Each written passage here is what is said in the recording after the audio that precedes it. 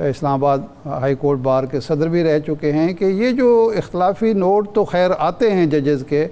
لیکن پہلے بھی 2 ججوں کا آیا تو انہوں نے بھی یہ کہا کہ یہ قابل عمل نہیں ہے، آئین سے متضاد فیصلہ ہے، اور اب چیف جسٹس کا جو اختلافی نوٹ ہے اس میں یہ کہا جا رہا ہے کہ اس پر اگر کوئی فریق عمل نہیں کرتا تو وہ اس پہ توہین عدالت نہیں لگ سکتی۔ یہ ایک نیا ٹرینڈ ہے یا پہلے بھی ایسے فیصلے آتے رہے ہیں جدون صاحب؟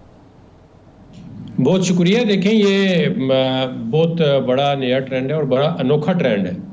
ڈسینٹنگ نوٹ تو جوڈیشل ہسٹری کا حصہ رہا ہے کہ جو بھی جج اگر اتفاق نہیں کرتا یا وہ اپنی ایک ریزننگ دیتے ہیں یا اپنی ایک اوپینین رکھتے ہیں تو ان کو مطلب ایک قانونی طور پہ اخلاقی طور پہ جواز ہوتا ہے کہ وہ اپنی ڈسینٹنگ نوٹ لکھیں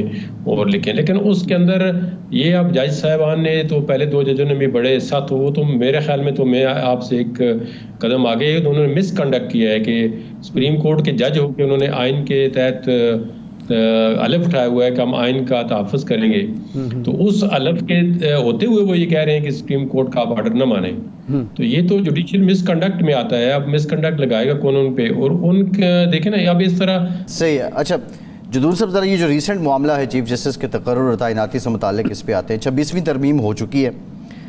جو آرٹیکل 175A ہے، کلاس 3 ہے، اور اس کی کلاس 3 کا جو پیراگراف نمبر 2 ہے اس میں لکھا ہے، یہ ذرا رہنمائی ہماری کر دیجیے گا کیونکہ بحث بہت چل رہی ہے کہ پینل ہوگا اور 3 سینئر میں سے اگر کوئی انکار کر دے پھر کیا ہوگا، تو یہ ذرا میں پڑھ دیتا ہوں کہ provided that where the nominee under this clause declines a judge from the remaining amongst the 3 most senior judges shall be considered and nominated۔ اور ساتھ ہی جو اگلا پیرا ہے اس میں لکھا ہے کہ provided further that where the nominee under first proviso also declines the next most senior judge if he is not from the amongst the 3 most senior judges shall be considered and nominated by the committee and so on till the nominee under the clause is appointed as the Chief Justice of Pakistan۔ اس سے مراد کیا لی جائے کہ جو 3 senior most جج ہیں ان میں سے اگر کوئی انکار کرتا ہے تو اس کے بعد جو باقی 2 ہیں انہی کو شمار کرنا لازمی ہے۔ اگر کوئی چوتھے جج کو لانا ہے یا کسی اور سینئر کو شامل کرنا ہے تو تینوں کا انکار کرنا لازمی ہوگا۔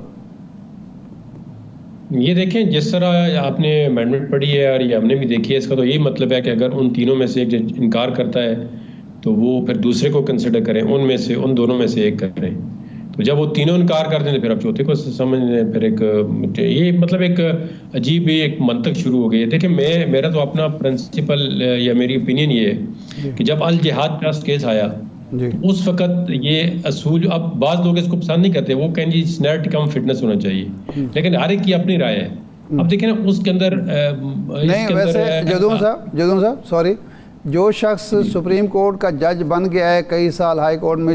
گزارنے کے بعد، سپریم کورٹ کے جج کے طور پر وہ فٹ ہے، چیف جسٹس کے لیے فٹنس کا کیا نیا معیار ہوگا؟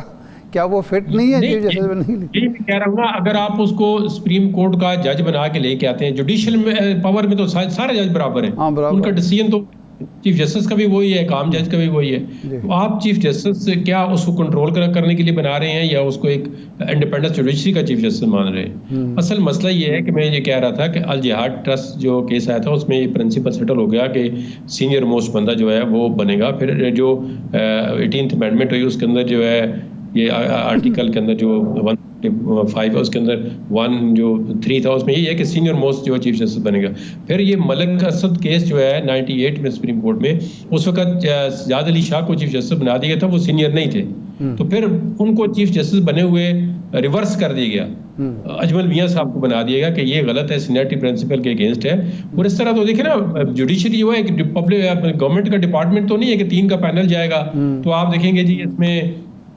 کون سا بندہ یہ اس میں، اب آپ چلیں ان سے مطلب مقابلہ کر رہے ہیں ان تینوں میں سے، تو آپ کسی دنیا کے وکیل کو پوچھ لیں، سب سے زیادہ کمپیٹنٹ جو ہے منصور علی شاہ ہے، جس میں کوئی 2 رائے ہے نہیں ہے، ساری دنیا کو پتا ہے، ہم وکیل ججمنٹ پڑھتے ہیں، جو اسٹوڈنٹس انہوں نے ڈیولپ کی ہے، ان کا ذہن، ان کی باتیں سنیں آپ، یہ تو ایک مطلب ایک دیکھیں نا بہانا ہو کہ جی یہ اس طرح ہے، تو ان سے پاور ایک گورنمنٹ اپنے پاس رکھنی تھی، وہ گورنمنٹ جو اپنے پاس لینا چاہتی ہے پاور، آج دیکھیں یہ گورنمنٹ ہے، 2-4 سال کے بعد کوئی دوسری گورنمنٹ آ جائے گی، تو اگر آپ ایک چیز بنانا چاہتے ہیں، ایک پرنسپل سیٹ کرنا چاہتے ہیں، تو وہ یہ آپ کے اگینسٹ بھی استعمال ہو سکتا ہے۔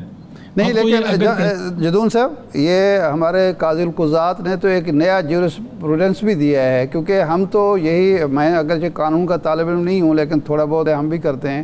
کہ جو سورس آف لا ہے اس میں کانسٹیٹیوشن بھی ہے، اس میں جو پریسیڈنٹس ہوتی ہیں دوسری عدالتوں کے فیصلے ہوتے ہیں یا اپنے یا باہر کے،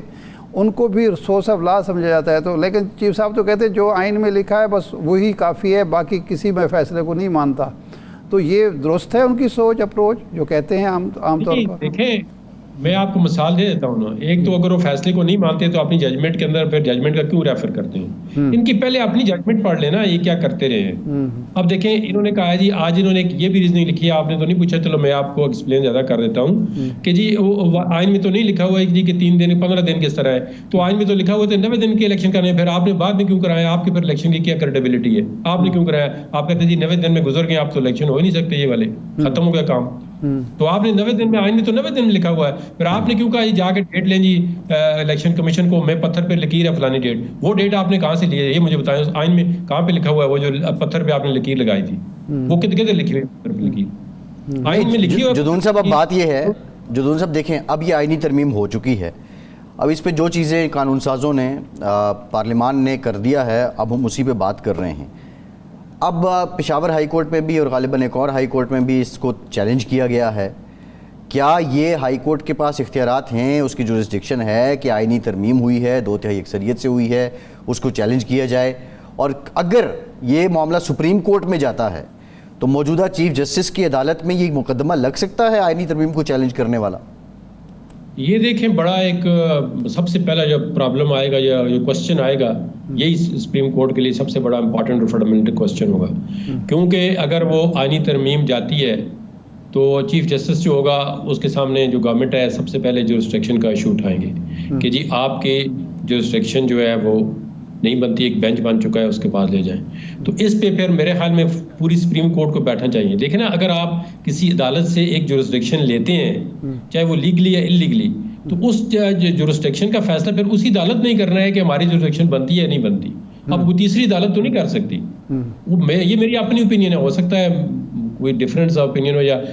مے بی آئی رانگ، لیکن یہ سب سے پہلے یہ کوسچن یہی اٹھائیں گے چاہے اٹارن جنرل اٹھا لیں یا گورنمنٹ کے، جی آپ کی جورسڈکشن ہی ہم نے کانسٹیٹیوشنل بینچ بنا دی ہے. یہ دیکھیں لیکن اب اس طرح اور کئی مثالیں ملتی ہیں جس طرح سپریم جوڈیشل کونسل جو ہوتی ہے اس سے کہتے ہیں کارروائی جو ہے وہ چیلنج نہیں ہو سکتی. وہ کانسٹیٹیوشن کے اندر لکھا ہوا ہے کہ اس کی آرٹیکل جو ہے وہ کانسٹیٹیوشن کا 209 سے آگے 211 ہے کہ اس کی جو پروسیڈنگ ہے یہ سپریم کورٹ میں چیلنج نہیں ہو سکتی، لیکن وہ سپریم کورٹ میں چیلنج ہوئی ہے. وہ تو افتخار چودھری صاحب کے کیس میں بھی ہوئی ہے اور پھر جناب قاضی فیض عیسیٰ صاحب کے کیس میں ہوئی ہے. جی دیکھیں تو اس میں ہمارے پاس